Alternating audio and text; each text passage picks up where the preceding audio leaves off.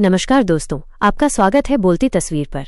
दोस्तों, आज हम बात करेंगे भारत और सऊदी अरब के हालिया संबंधों की एक ऐसी कहानी जो सिर्फ राजनीति या व्यापार तक सीमित नहीं है, बल्कि हमारे भविष्य और राष्ट्रीय हित से सीधा जुड़ी हुई है।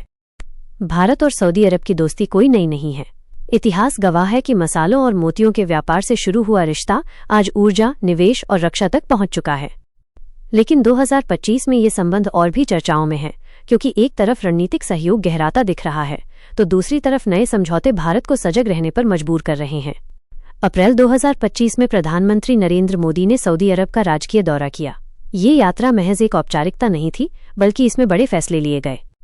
दोनों देशों ने मिलकर ऊर्जा, रक्षा और निवेश के क्षेत्रों में सहयोग बढ़ाने पर सहमति जताई। खासकर तेल और गैस के क्षेत्र में सऊदी अरब ने भारत को भरोसा दिलाया कि आपूर्ति सुरक्षित रहेगी। साथ ही भारत ने सऊदी अरब के पब्लिक इन्वेस्टमेंट फंड को बड़ी राहत देते हुए विदेशी पोर्टफोलियो निवेश नियमों से छूट दी। इसका सीधा अर्थ ये है कि सऊदी अरब अब भारत में और आसानी से निवेश कर सकेगा। ये निर्णय केवल वित्तीय आंकड़ों की बात नहीं है, बल्कि ये दोनों देशों की आपसी विश्वास की गहराई को भी दर्शाता है। यात्रा का दूसरा महत्वपूर्ण पहलू था रक्षा सहयोग। भारत और सऊदी अरब ने संयुक्त रक्षा उत्पादन, प्रशिक्षण और साइबर सुरक्षा जैसे विषयों पर बातचीत की।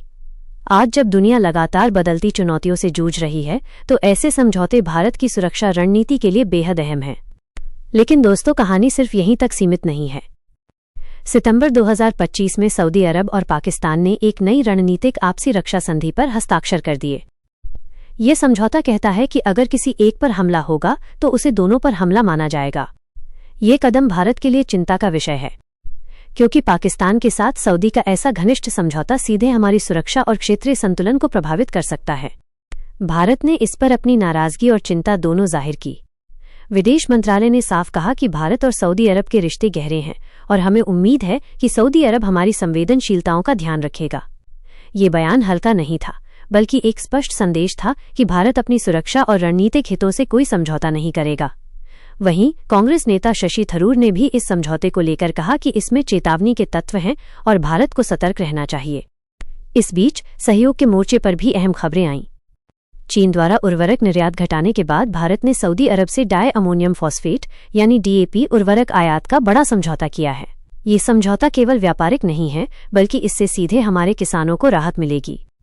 खाद्य सुरक्षा और उत्पादन की निरंतरता के लिए ये साझेदारी अत्यंत महत्वपूर्ण है। सऊदी अरब अब सिर्फ तेल ही नहीं, बल्कि भारत के कृषि क्षेत्र का भी मजबूत सहयोगी बन रहा है। सोचिए दोस्तों, एक तरफ रक्षा और कूटनीति के मोर्चे पर हमें सावधान रहना है, तो दूसरी तरफ ऊर्जा और कृषि जैसे क्षेत्रों में हम एक दूसरे के लिए जीवन रेखा साबित हो रहे हैं। यही इस रिश्ते की जटिलता और गहराई है। आज की दुनिया बहुत बदल चुकी है। हर देश अपने हित साधने में लगा है। ऐसे में भारत और सऊदी अरब दोनों के सामने चुनौती है कि वे कैसे अपने रिश्ते को संतुलन और साझेदारी के साथ आगे बढ़ाएं। भारत की भूमिका यहाँ निर्णायक हो सकती है। हमें साझेदारी भी निभानी है और अपनी संप्रभुता भी सुरक्षित रखनी है। दोस्तों, साफ है कि भारत और सऊदी अरब का रिश्ता आने वाले दशकों में और अहम होने वाला है। चाहे वो ऊर्जा का सवाल हो, खाद्य सुरक्षा हो, निवेश हो या रक्षा, हर मोर्चे पर ये दोनों देश एक दूसरे के लिए जरूरी हैं।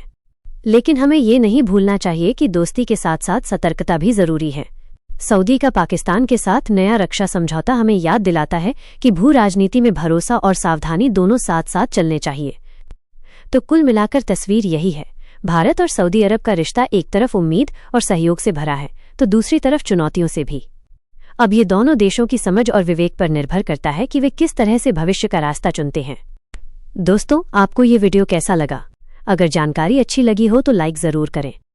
अपनी राय कमेंट बॉक्स में लिखें और हाँ, चैनल को सब्सक्राइब करना न भूलें, ताकि आगे भी ऐसी ही जरूरी और ताज़ा जानकारी आप तक पहुंचती रहे। धन्यवाद दोस्तों।